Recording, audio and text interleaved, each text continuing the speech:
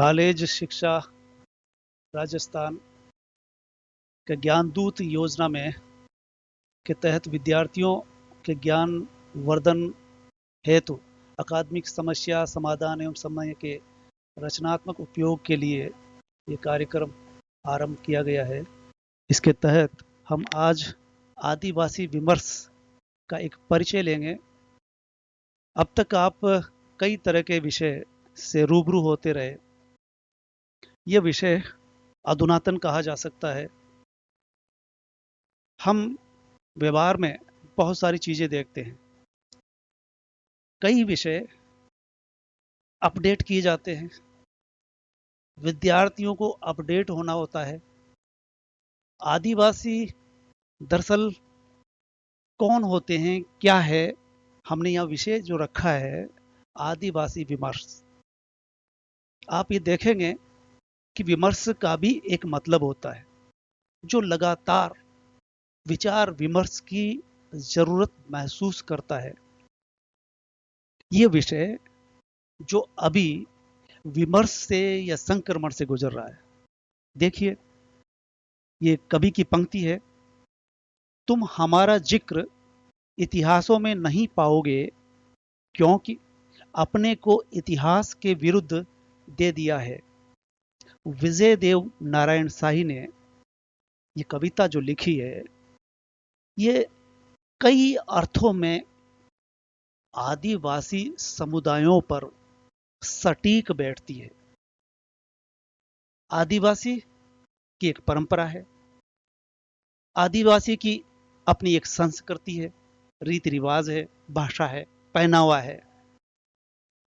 एक समुदाय होता है जो बहुत सारी विशिष्टताएं संजोए रखता है, आदिकाल से चला आ रहा है इस देश में।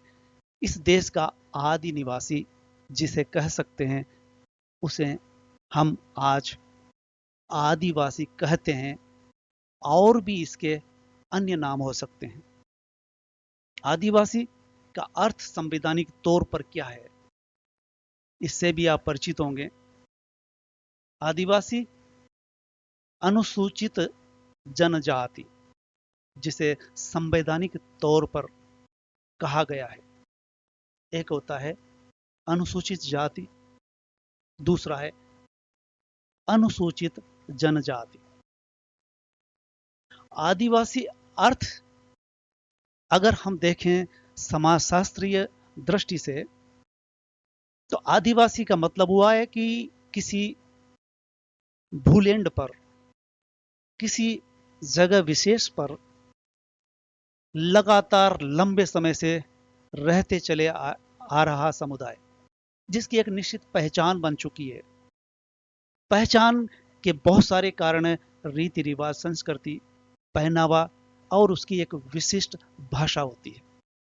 भाषा जो आजकल खत्म होती जा रही है। कई समुदायों की भाषाएं खत्म हो चुकी है।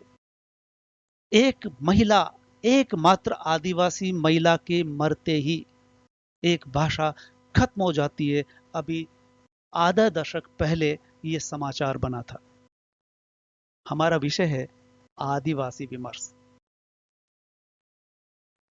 आदिवासी किसे कहते हैं ये आप समझ गए। अब हम आदिवासी और इसके तहत जुड़ा हुआ विमर्श शब्द जो लगातार हम इस व्याख्यान का केंद्र बिंदु रख करके चलने वाले हैं। आदिवासी ऑब्लिक वनवासी। आदिवासी को जितने भी विद्वान है, अध्येता है, इस पर शोध कर रहे हैं, लेखक है, कवि, रचनाकार है, वो सब आदिवासी ही लिखेगा। लेकिन राजनीतिक दृष्टि से कुछ इन्हें वनवासी कहते हैं, कहने का प्रयास करते हैं। जबकि एक लेखक, रचनाकार अपनी रचनाओं में, कविता में, कहानी, उपन्यास में आदिवासी ही संबोधित करेगा। और भी हम इस पर विशेष तौर पर बात करने वाले हैं।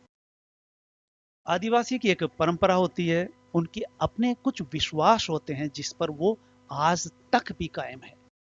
इतनी आधुनिकताओं के बावजूद उन तक बहुत सारी चीजें अभी पहुंचना शेष है। शिक्षा शिक्षा के बढ़ते कदमों से बहुत सारे लेखक सामने आए और कई तरह की रचनाएं सामने आई। इस तरह से हम कह सकते हैं कि आदिवासी साहित्य लिखा जाने लगा। आदिवासी को अगर हम कम से कम शब्दों में समझना चाहें तो यूं कह सकते हैं, जल जंगल और जमीन से जुड़े हुए ये समुदाय जो कहीं का भी क्यों न हो, भारत का हो, अमेरिका का हो, दक्षिण अफ्रीका का हो, भारत के पूर्वोत्तर का हो, या मध्य भारत का हो, या पश्चिम भारत का हो, वो जल से, जंगल से और जमीन से जुड़ा हुआ रहता है। जंगल इनके लिए क्या है, इसके लिए हम और आगे विशेष तौर से हम चर्चा करेंगे। आदिवासी के साथ जुड़ा हुआ है विस्थापन, विकास जुड़ा हुआ है सरकार और सरकार की नीतियों के तहत। लेकिन हर विकास अंततः आदिवासियों के विस्थापन की भूमिका बना चुका होता है। अगर बड़े बड़े डैम बनाए जाते हैं या उद्योग लगाए जाते हैं तो विस्थापित कौन होता है? जो जंगल में रह रहे हैं, जंगल से अपनी रोजी रोटी चलाते हैं, उन पेड़ों से सूखी लकड़ियां काट करके खाना पकाते हैं, उन्हें अंततः विस्थापित किया जाता है जंगल से और गहरे जंगल की ओर। आप ये देखेंगे कि जब आदिवासी विमर्श की बात की जाती है तब स्त्री विमर्श, दलित विमर्श जो पूर्व में चले आ रहे हैं उस शब्द से मुठभेड़ होती है। दलित और आदिवासी बहुत हद तक समानांतर है। कोई आजादी के दूसरे ही दशक में स्त्री विमर्श चला, स्त्री लेखिकाएं, रचनाकार सामने आई। उसके तत्पश्चात दलित विमर्श, दलित साहित्य लिखा जाने लगा। मराठी से आरंभ हुआ और हिंदी पट्टी में बहुत सारे रचनाकार सामने आए जिन्होंने दलित आत्मकथाएं लिखी। इस अर्थ में 90 दशक में चल करके आदिवासी साहित्य भी सामने आने लगा और अब हम देखते हैं कि आदिवासी कविता, कहानी और उपन्यासों में खास करके दृष्टिगोचर हो रहा है और यहां तक कि शोध कार्य अधिकांश विश्वविद्यालय में किए जा रहे हैं। पाठ्यक्रम में शामिल किया जा रहा है दलित और आदिवासी साहित्य। जब आदिवासी की बात की जाती है और विमर्श की बात की जाती है तो दलित और आदिवासी विमर्श में एक अंतर पाया जाता है, खास करके कि दलित किस चीज के लिए संघर्ष करता है, संघर्षरत रहा है। और दलित साहित्य में वह बिंदु बार बार उठ करके आया है, वह है सामाजिक समानता की लड़ाई। और महान समाज सुधारक, संविधानवेता अंबेडकर सामाजिक समानता की लड़ाई लड़ते हैं मुख्य धारा से। आदिवासी की जब बात की जाती है तो हम सामने जिस चित्र में देख रहे हैं यह है बिरसा मुंडा,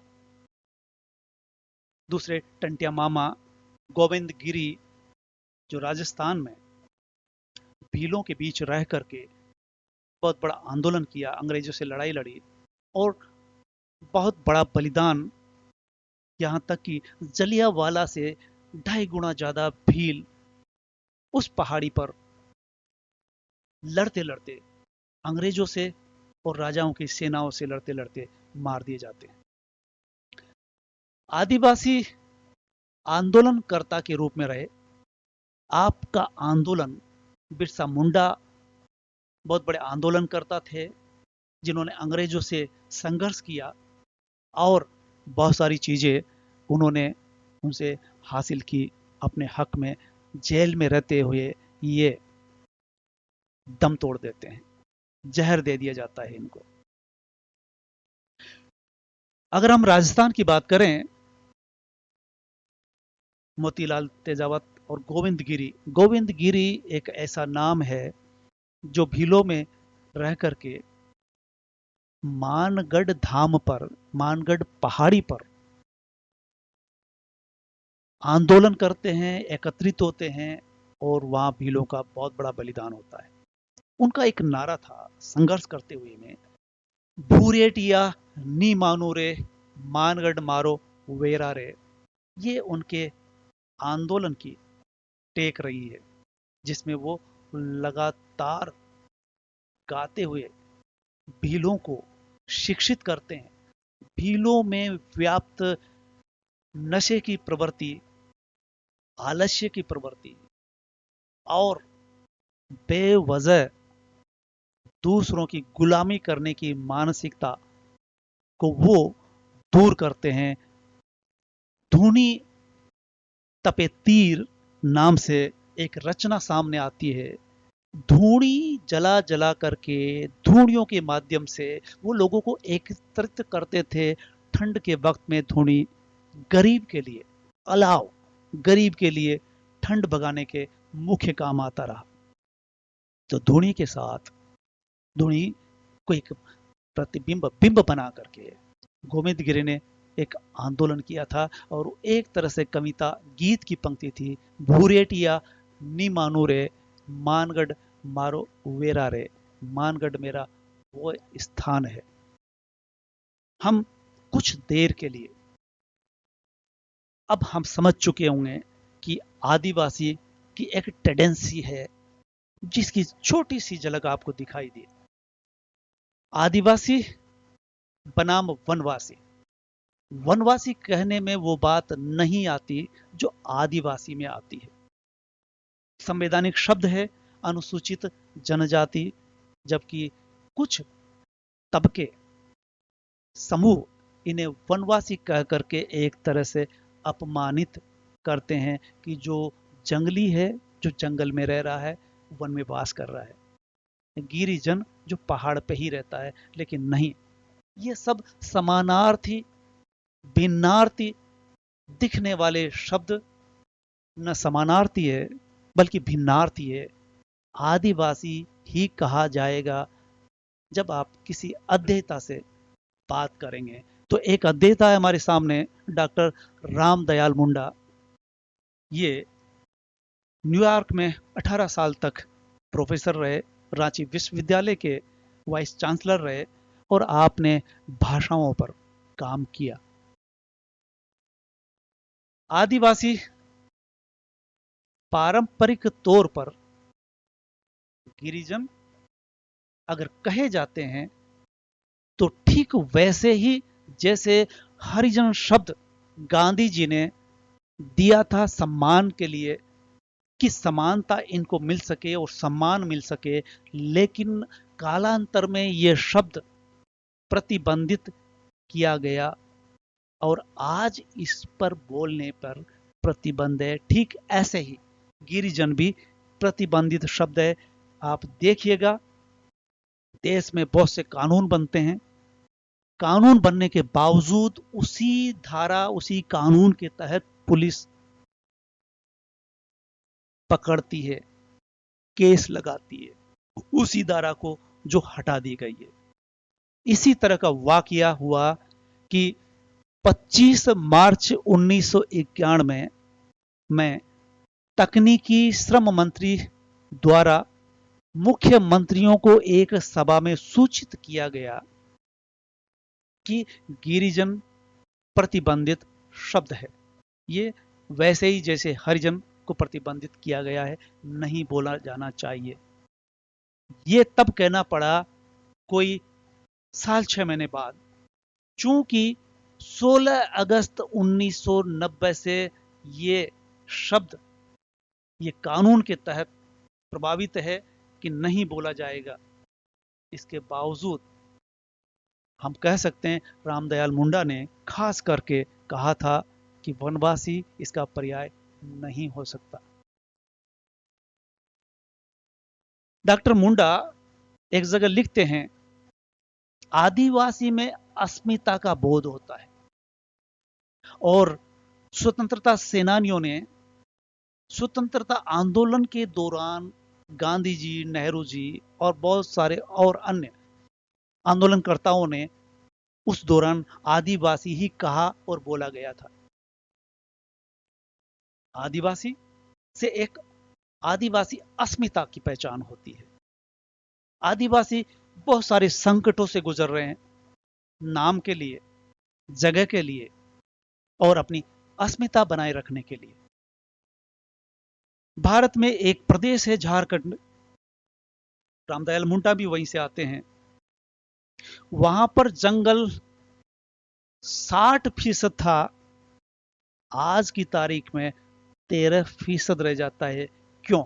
बहुत बड़ा सवाल यह है कि जब तक वहां आदिवासी थे तब तक रेशियो जंगल का बराबर बरकरार था। आगे चल करके आप देखेंगे कि आदिवासियों का औसत झारखंड में 70-30 का था, जो उलट करके 30-70 का रह जाता है। रामदयाल मुंडा एक जगह लिखते हैं कि आदिवासी बाहरी लोगों से प्रभावित होते हैं, जिन्हें वो दिकू कहा करते हैं, जो दिख यानी परेशान करते हैं, उलझन में डालते हैं, झंझट पैदा करते हैं, झंझट खड़ा करते हैं। उन्होंने लिखा है, सुई की तरह आते हैं वे बाहरी लोग और एक दिन उनके बीच में रह करके फर की तरह मोटे हो जाते हैं। वो भिखारी की तरह आते हैं और राजा बन करके रहते हैं। वे लोटा डोर लेकर के आते हैं और एक दिन जमींदार बन करके उनके बीच में रहते हैं। इस तरह से आदिवासी झारखंड यानी अपने ही प्रदेश में, जब वो 70-30 के रेशियो में थे, 30-70 में तब्दील हो जाते हैं। आदिवासी विमर्श में खास बिंदु है जिन पर अलग अलग तरह से एक एक विषय पर एक एक व्याख्यान हो सकता है, एक एक पुस्तक लिखी जा सकती है, एक एक संगोष्ठी संपन्न की जा सकती है। जल, जंगल और जमीन, इन तीन जैसे जो इनका आधार है, इनमें भी आधार है इनका जंगल। आदिवासी अस्मिता क्या है? एक महादेव टोपो की कविता है। आप देखेंगे कि पहली बात तो यह कि जंगल अगर बचेंगे तो हम बचेंगे, जंगल नहीं रहे तो मानवता भी एक दिन नष्ट हो जानी है। और आदिवासी सदियों से इन्हीं जंगलों पर आश्रित रहे, इनकी संस्कृति जंगलों से ही बनी है, इनके गीतों में जंगल है, गीतों में पेड़ है, ये पेड़ों में ही ईश्वर को मान करके चलते हैं। महादेव टोपो की कविता है, जंगल के हरेपन को बचाने की खातिर जंगल का कवि मांदल बजाएगा, बांसुरी बजाएगा और जब ये सब नहीं रहेगा चढ़ाकर प्रत्यंक्षा पर कलम चलाएगा। उसकी कलम कैसे होगी? आप ये देखेंगे कि आदिवासी विमर्श दरअसल शिक्षा से आता है। जब शिक्षा का फैलाव होता है, कुछ पत्र पत्रिकाएं आदिवासी विमर्श को एक मुकाम तक पहुंचाती है। आप ये देख रहे हैं, अरावली उद्घोष, ये पत्रिका उदयपुर से आज से 80 साल पहले निकली थी, सॉरी, और करीब करीब 25 साल तक लगातार इन्हें निकालते रहे। उनका जिक्र हम करेंगे। दूसरी पत्रिका युद्धरत आम आदमी और तीसरी मानगढ़ संदेश, जिसे रमेश वडेरा डूंगरपुर बांसवाड़ा से निकालते रहे। अरावली उद्घोष और मानगढ़ संदेश का आपस में संबंध देखा जा सकता है। अरावली उद्घोष को उदयपुर से बीपी वर्मा पथिक अनथक प्रयासों से अपनी पेंशन की बदौलत उसे निकालते रहे और देश भर में ये पत्रिका आदिवासी से संबंधित कविता, कहानी, रचना और लेख निकालती रही। इसको इसके समानांतर मानगढ़ संदेश, रमेश वडेरा निकालते हैं और अरावली उद्घोष के साथ संयोजन करके कदम से कदम मिला करके चलते हैं।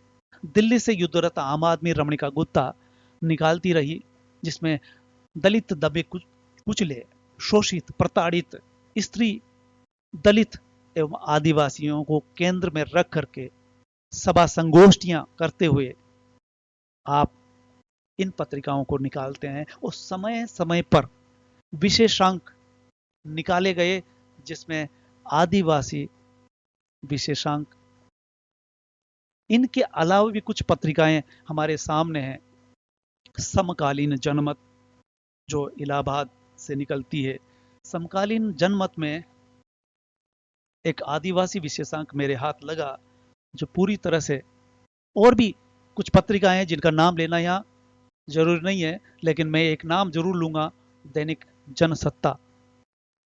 जनसत्ता जो दिल्ली से दैनिक रूप से आज भी निकल रहा है, इसमें अक्सर आदिवासी से जुड़ी हुई खबरें, लेख आदि निकलते रहे। आज से 10-15 साल पहले जब नक्सलवाद का एक तरह से जलजला था, उस समय नक्सलवाद बनाम आदिवासी करके जितनी लंबी बहस जनसत्ता में हुई, वो उससे बहुत कुछ समझा जा सकता है कि आदिवासी से नक्सलियों के संबंध किस तरह से रहे, या नक्सलियों ने आदिवासियों को के कंधे पर बंदूक रख करके चलाई, या जंगलों को उन्होंने बचाया, आदिवासियों के हितों की रक्षा की।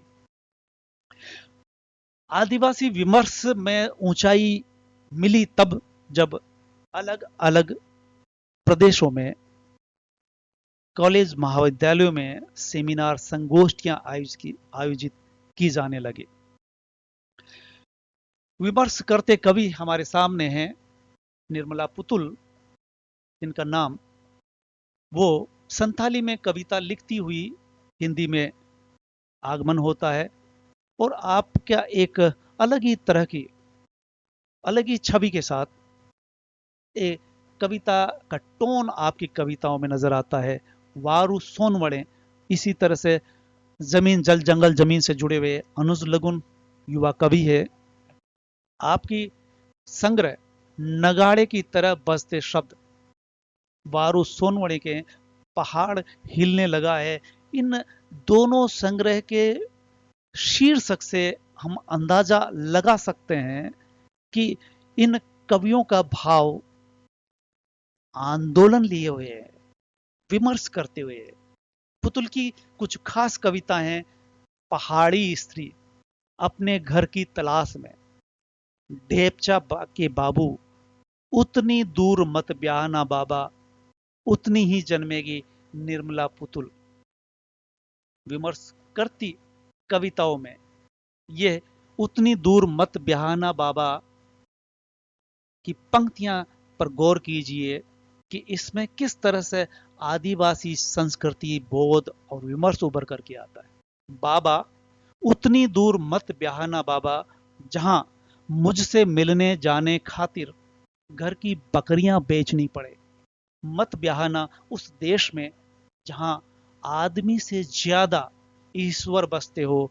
आप अंदाजा लगा सकते हैं, सवाल खड़ा करती कविता है एक परंपरा पर, सनातन परंपरा पर, और यही कारण है कि ये कविताएं पूर्व ताक्रम में चले आ रहे साहित्य, विश्वास, आस्थाओं पर सवाल करते हैं।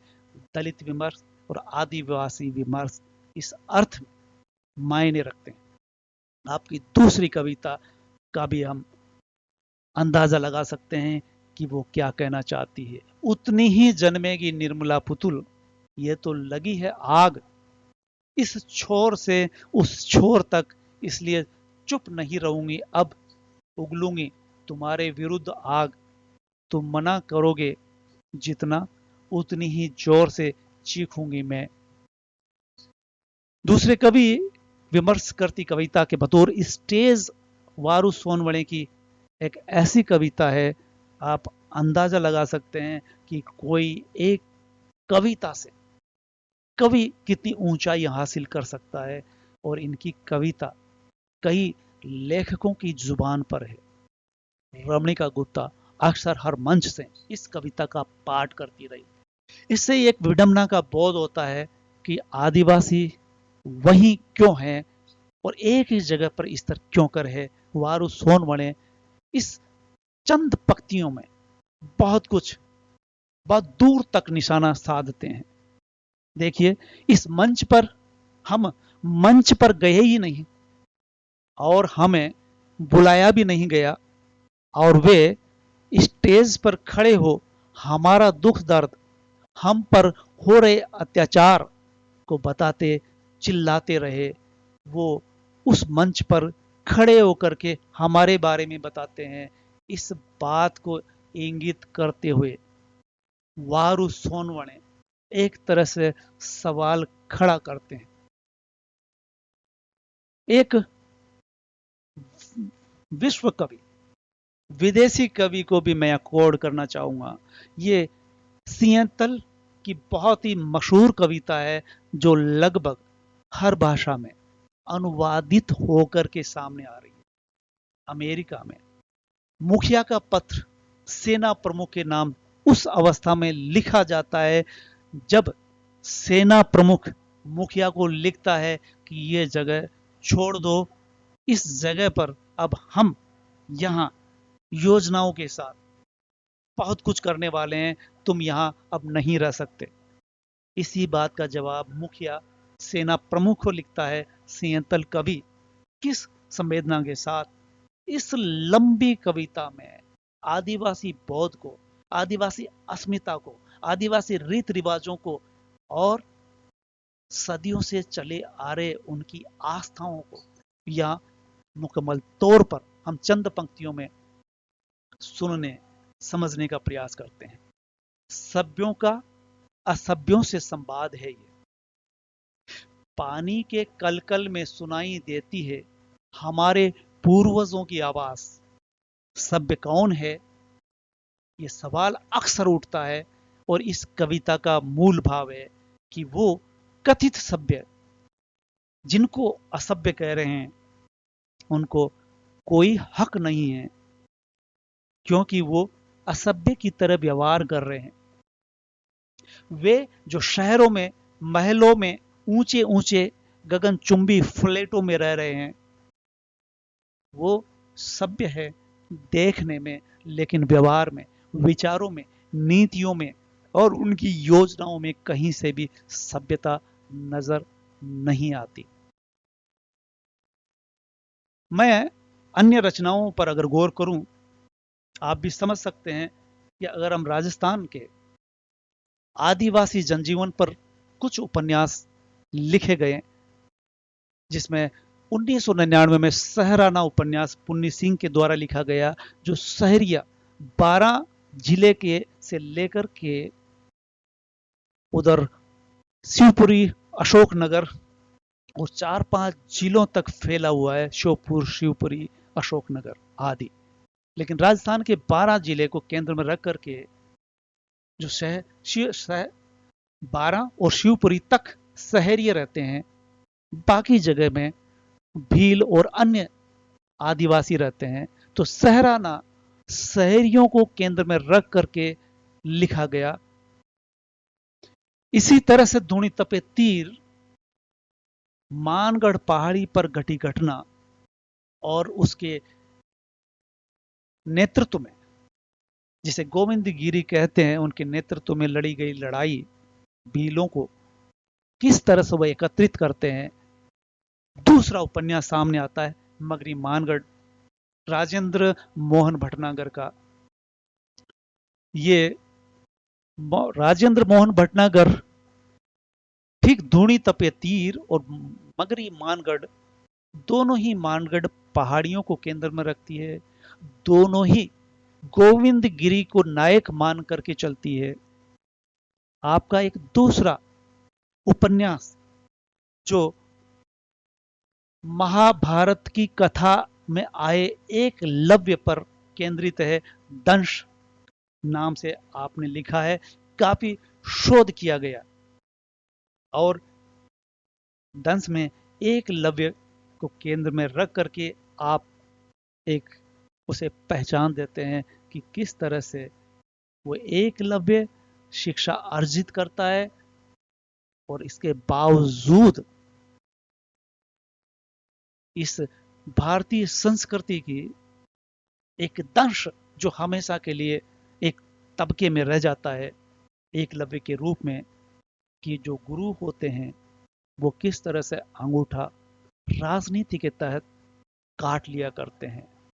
गमना दूसरा उपन्यास है जो गरासिया आदिवासियों पर आधारित है। इस तरह से हम कह सकते हैं कि राजस्थान में गरासिया, सहरिया और भील मीणा खास करके पाए जाते हैं। लेकिन साहित्यकार अगर हम देखें तो भील के बतौर रमेश वडेरा जो मानगढ़ संदेश निकालते रहे, और समग्र रूप से बीपी वर्मा पथिक अरावली उद्घोष निकालते रहे। हरिराम मीणा मगरी मानगढ़ यानी धूणी तपे तीर, उस मानगढ़ को केंद्र में रख करके रचित रचना करते हैं। अगर हम भारत भर में या हिंदी में लिखे गए उपन्यासों को अगर एक निगाह से देखें तो हमें हाल ही में लिखा गया जंगली फूल जोराम यालाम का, जो एक जंगल में रहने वाले लगभग हर तरह की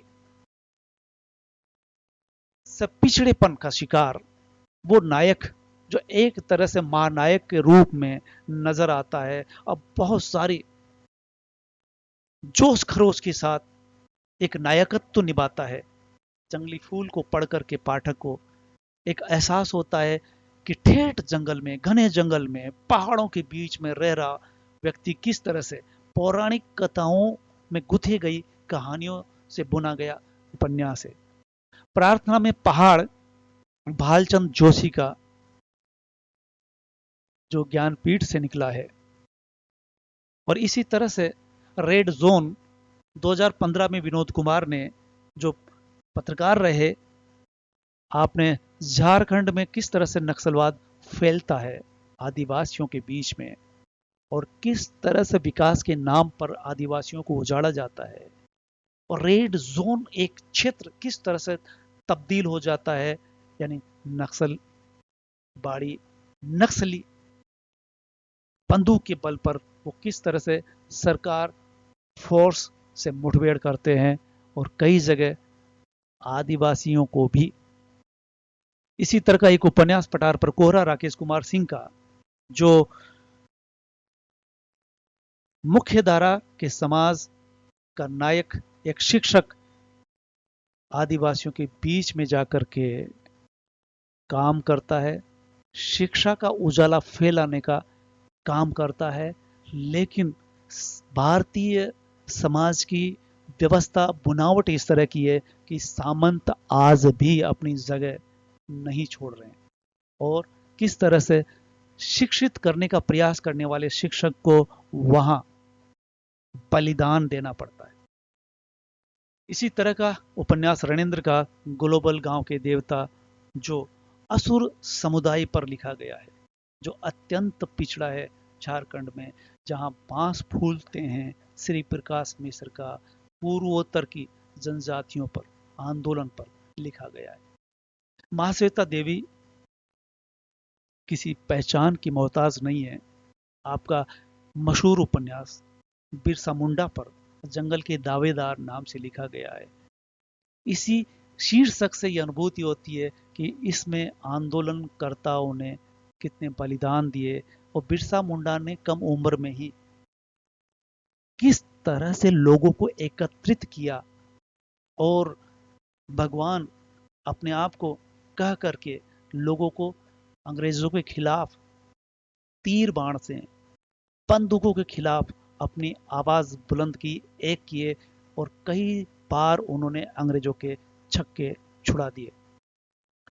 अगर हिंदी तर भाषा में अगर देखें तो आदि भूमि प्रतिभा राय का उपन्यास है। इसी तरह से अमृत संतान गोपीनाथ महंती का बहुत ही चर्चित उपन्यास रहा। हम संक्षेप में ये देख सकते हैं कि आदिवासीगत विशेषताएं क्या है। आदिवासियत एक शब्द है जो बहुत कुछ कह देता है। कई रचनाओं में, कविताओं में, उपन्यासों में अगर उस क्षेत्र विशेष की, समुदाय विशेष की आदिवासियत अगर उजागर होती है, यानी आदिवासीपन उन लोगों में, समुदाय में कितना है, तो इस तरह से हम देख सकते हैं कि आदिवासी चेतना में खासकर जब तक जंगल की बात नहीं आएगी और जंगल से आदिवासी का जुड़ाव नहीं आएगा, और ये कह सकते हैं कि अंततः आदिवासी पर्यावरण के रक्षक साबित होते हैं, क्योंकि वो जंगल से ही अपने आप को स्वीकार करते हैं, जोड़ करके ही, और उसी के बल पर जीवित रहते हैं। परंपराएं, संस्कृति, रिवाज और आस्थाएं जंगल से बनती है, इसलिए वो जंगल की, पेड़ के रक्षक साबित होते हैं। कुछ ज्वलंत मुद्दे रहे हैं कि कोई भी, किसी भी क्षेत्र का आदिवासी होगा, वो बाहरी लोगों से बच करके रहना चाहता है। यहां तक कि अगर बाहरी लोग लगातार आ रहे हैं तो वो अंदर की तरफ, जंगल की तरफ और बैठता चला जाएगा, अंदर घुसता चला जाएगा। इसलिए उसका हमेशा से दिखुओं से संघर्ष रहा है। दिखू वो जो बाहर से आते। विकास के नाम पर अक्सर अंततः आदिवासी विस्थापित होते रहे। उनकी लड़ाई जारी है इस बात के लिए कि उन्हें और उनके जंगल को, उनके आवास को बचाया जाए। वो इसलिए कि अगर आदिवासी बचेगा तो जंगल बचेगा, और जंगल बचेगा तो ये दुनिया बचेगी, अन्यथा दुनिया भी अंततः मिट जाने वाली है। विमर्श में धर्मगत बिंदु भी आता है, क्योंकि अक्सर वनवासी कह करके उन्हें वनवासी भी कहेंगे, और धर्म का धर्मांतरण करने का मुद्दा अक्सर यहाँ उछलता रहा है कि ईसाई उनके बीच में गए शिक्षा लेकर के और कुछ को ईसाई बना लिया। इसी के लेकर के झगड़ा ये हुआ कि वहां दूसरे लोग हिंदू वापस कन्वर्ट करने के लिए उनके बीच में जाते हैं और हिंदूकरण करने का प्रयास करते हैं, और इसी के तहत वहां झगड़ा होता है, संघर्ष होता है। विकास और धर्मांतरण के नाम पर नक्सलवाद पनपता है और रेड जोन बनते हैं। मुख्य धारा के हाशिए पर रहता है आदिवासी। क्यों कर रहता है ये हाशिए पर? ये सवाल हमेशा से खड़ा हुआ है। वो कल भी हाशिए पर था, आज भी हाशिए पर। सरकारी नीतियां उस तक व्यवहार में नहीं पहुंच पाती है। हम ये कह सकते हैं कि विमर्श में, पठन पाठन में आदिवासी बराबर विमर्श में है। बेशक इससे पूर्व हुए दलित विमर्श, ये ज्ञान दूत श्रृंखला में आप सुन रहे हैं। नवाचार एवं कौशल विकास कार्यक्रम के तहत आयुक्तालय कॉलेज शिक्षा राजस्थान। अगर किसी भी तरह का संपर्क करना है तो आप यहाँ संपर्क करेंगे। धन्यवाद।